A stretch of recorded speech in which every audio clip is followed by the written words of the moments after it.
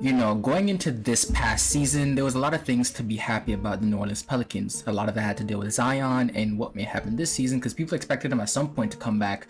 But when that didn't happen and the New Orleans Pelicans going off on a horrible 1-12 start to start the season, people kind of just looked past them. But as the season went on, they were basically a 500 team after that horrible start. Brandon Ingram played amazing throughout that time.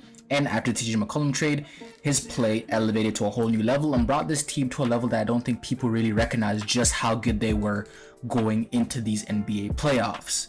And with a lot of questions and drama surrounding this New Orleans Pelicans team, with wondering whether Zion is coming back in the season, if he even wants to be in New Orleans, Brandon Ingram was one of the few bright spots on this team, along with the trade for CJ McCollum, the emergence of a defensive piece like Herb Jones, and overall this team showing some life and some form of identity going into the second half of this season.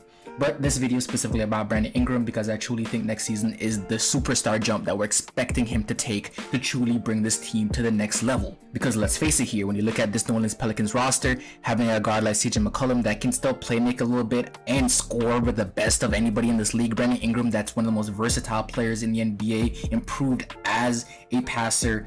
While his three-point shot did take a little bit of a dip, I think you can expect that to go a little bit more with a solid playmaker like CJ McCollum on the team now.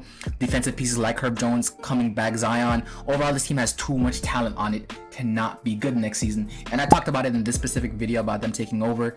So if you want to go check that out after this video is over, go do that. But this specific video is about Brandon Ingram and why I think he's going to be a superstar. So let's talk about it. Before I get started, I'd like to talk about today's sponsors being Underdog Fantasy. And Underdog Fantasy is the best place to play fantasy sports as of right now. And they have their double dribble tournament going on for the 2022-2023 NBA season already.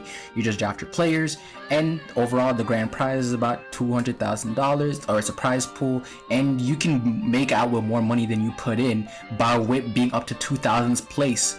It's only a $25 entry fee, and if you use code FLB as of right now, you get $100 matched up to your first deposit. So if you wanted to get into fantasy sports, Underdog Fantasy is the best place to go. So hit the link in the description and use code FLB for $100 matched on your first deposit. And thank you to Underdog Sports for sponsoring this video.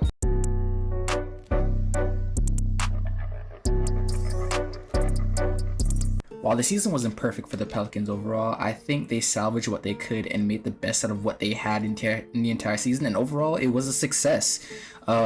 You acquired a guard that can score with the best of the NBA and was always going to be a fringe all-star for another couple of years.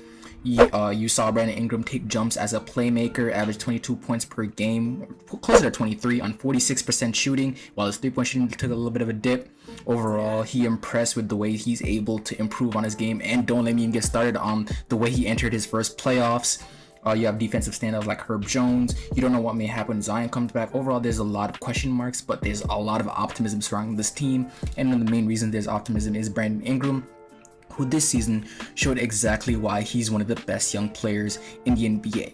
It felt like Brandon Ingram's has been in the NBA for a little minute now. He's won Most Improved Player, he's been an all-star so far, he's been traded before, but he's been here for 6 seasons, but he's only 24 years old. He has a lot of basketball left to play, and he's nowhere near his prime. You can still see ways he can improve on his game, and he entered the playoffs this year basically making a mockery of the Phoenix Suns, where even though they lost the series in 6 games, he came out, had 3 straight 30-point games, averaged 27 points per game in that series, and overall just looked like the best player on the court on multiple different instances.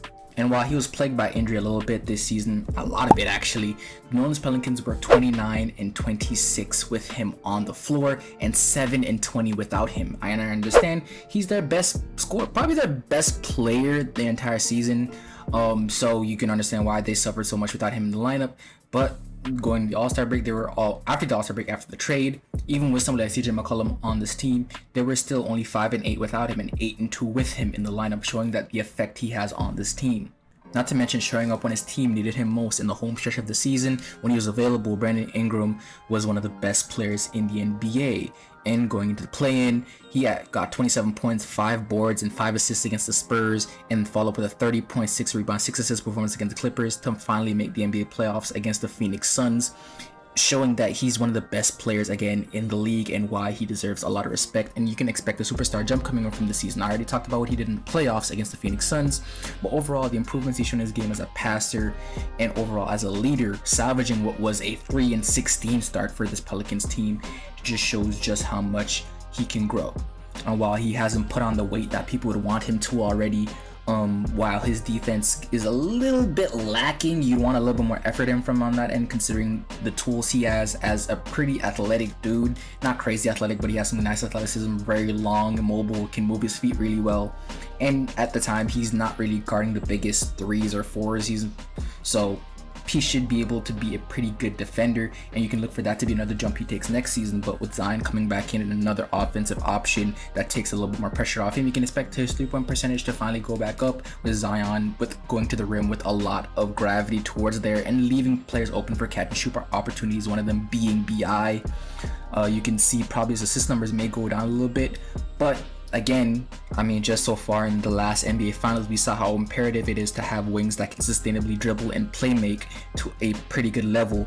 And for somebody with the ball as much as BI does, it's definitely a good thing to have, with him being able to pick out passes and get his teammates involved, especially when teams are double teaming him. But overall, you can expect a lot of improvements going to the next season for him, and his role to probably change a little bit on the Pelicans. And while the numbers may take a slight dip with Zion back, or they may go up, who knows, but I expect them to take a slight dip in certain areas. But I think you can see this Pelicans team be one of the teams that win above 45 games. Brandon Ingram finally gets a second All-Star appearance, and this team solidified going into the playoffs and probably make a lot of noise. And while I see a lot of people labeling him as a late bloomer, I think we need to bring down our expectations of what young players are supposed to be anymore. Brandon Ingram showed potential throughout his entire career and slowly grew to what he is now. People expect you to come in the league and immediately start dominating if you're going to be a top player, when that simply just isn't the case. You give him some time, a couple seasons in the league, let his role really solidify, and you see how much he's able to flourish in the league. And going into next year, I can expect another superstar jump from him. So let me know what you guys think in the comments section down below. With that being said, this FLB, that's my time, and I'm out.